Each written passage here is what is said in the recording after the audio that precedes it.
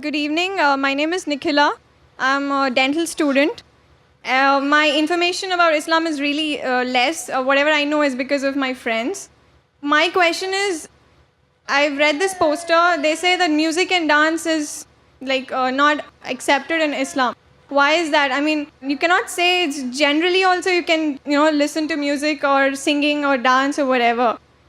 You cannot just say only for Bharatnatyam or for any form of dance you have music. In general music also we have you when you praise God, when you show your emotions. Why is it said that music and dance is not allowed? Sister asked the question that why is it in Islam that music and dance are prohibited?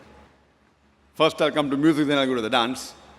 As far as music is concerned, our beloved Prophet Muhammad said that the musical instruments, as a general rule, they are prohibited, except he gave permission for the duff, that's the one-sided open drum, called as duff or duffli.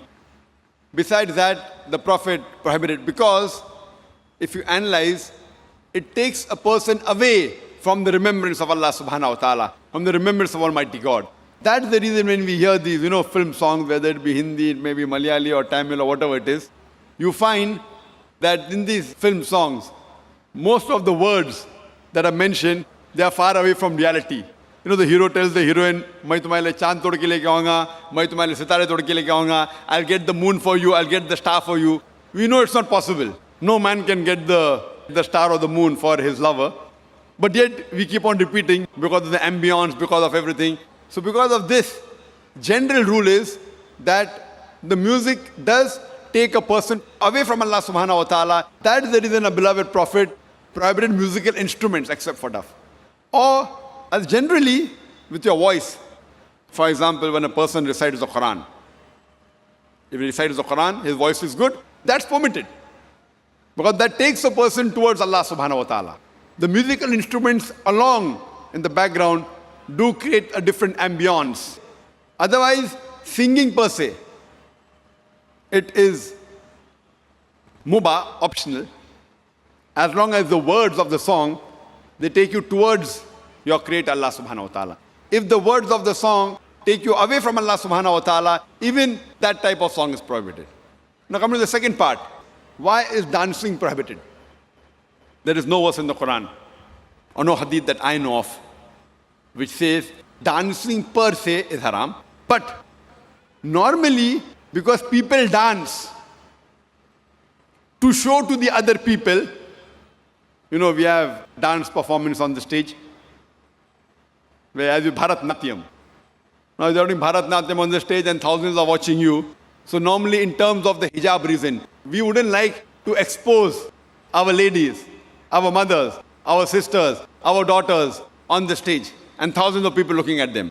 So any profession in which the body is used as a show, as to entertain the people, it is prohibited. That is the reason dancing in public or dancing in parties where we have opposite sex mixing, many a time the rules of dancing, they conflict with the rule of the Islamic Sharia.